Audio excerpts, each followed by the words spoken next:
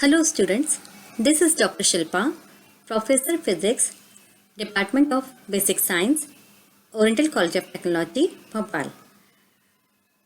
The topic of today is fossil fuels. Contains Introduction, how fossil fuels are formed, types of fossil fuels, advantages, disadvantages, statistics. Introduction. As the name fossil fuel contains two words, fossil and fuel. The meaning of fossil is remain of dead plants and animals, and the fuel means the material burnt to produce heat. So, the fossil fuel is the fuel obtained from dead plants and animals. Fossil fuel is a term used to describe a group of energy sources that were formed when ancient plants and organisms were subject to intense heat and pressure over millions of years. There are three major forms of fossil fuels, which are coal, oil, and natural gas. All three were formed many hundreds of millions of years ago, before the time of the dinosaurs, hence the name fossil fuels. The age they were formed is called Carboniferous period. It was the part of Paleozoic era. Carboniferous gets its name from carbon, the basic element in coal and other fossil fuels. How fossil fuels are formed? So, the fossil fuel is a term used to describe a group of energy sources that were formed when the ancient plants and organisms were subject to intense heat and pressure over millions of years. At that time, the land was covered with swamps filled with microorganisms, marine organisms, trees, ferns, and other large leafy plants. As the organisms and plants died, they sank to the bottom of the swamps and oceans and formed the layers of a spongy material called peat. Over millions of years, the peat was covered by sand, clay, and other minerals, which converted the peat into sedimentary rock.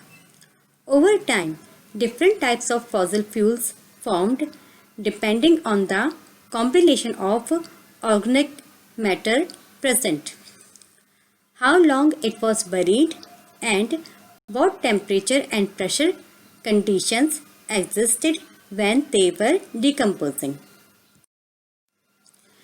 Types of fossil fuels. There are three types of fossil fuels, which are coal, natural gas, and petroleum. As it is clear from the figure that the composition of the coal contains carbon, hydrogen, nitrogen, sulfur, oxygen, and mineral.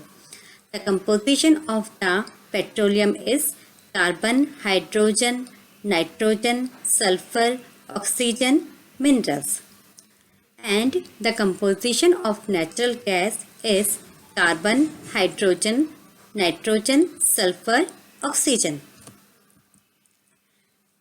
Coal is created by the decomposed plants. Natural gas is formed by marine organisms. Petroleum, which is also known as crude oil, is used for generating electricity and manufacturing. Petroleum is formed from the remains of the biodegraded organic marine microorganisms. When the microorganisms compressed, they become oil. Advantages. Fossil fuels can generate a large amount of electricity at a single location. They can be found very easily. They are cost effective. The transportation of the oil and gas can be done easily through pipelines. They have become safer over the time. Despite being a finite source, it is available in plenty. Disadvantages. Fossil fuels emit carbon dioxide when burnt, which is a major greenhouse gas and the primary source of pollution.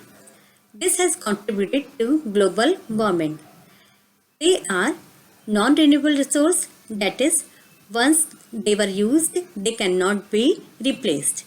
This is the major disadvantage of the fossil fuels, because nowadays we see that there is a lack of the fossil fuels. Combustion of the fossil fuels make the environment more acidic. This has led to the unpredictable and negative changes in the environment. Sometimes we have seen that there is an acid rain. Harvesting of the fossil fuels also cause fatal diseases among the people. For example, coal miners often suffer from the black lung disease.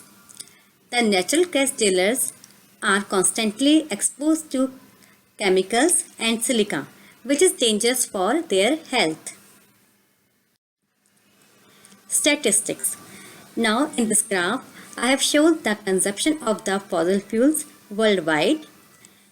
Here at the y-axis, we have seen the metric use of the fossil fuels in metric tons, and in the x-axis, I have shown the name of the countries.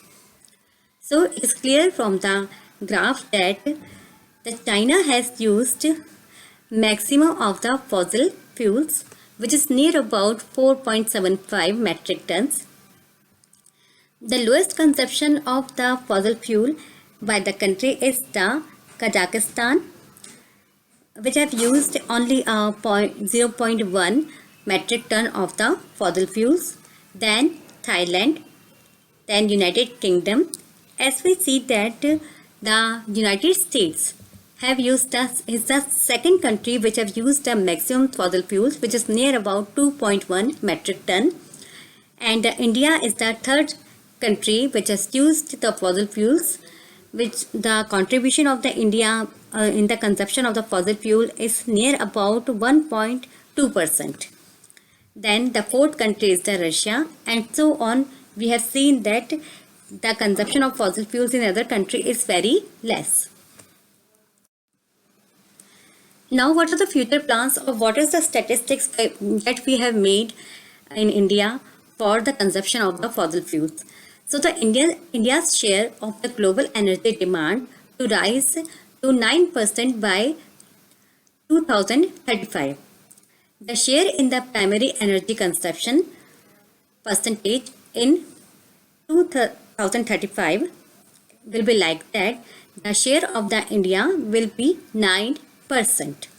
The share of the China is 26%. That it means that the coal will remain in the dominant fuel produced in India with a 65% share of total production in 2035. Renewable overtakes oil as the form of second largest, increasing from 4% to 14% in 2035, as the oil drops from 10% today to 3% by 2035. It means that in our future we will use the renewable sources of energy for the production of the energy, and we will not depend on the non-renewable sources of energy, or we will not depend on the fossil fuels. Means maximum the energy which we produce is from the renewable sources of energy, and we will use the fossil fuels in a very less amount. Thank you.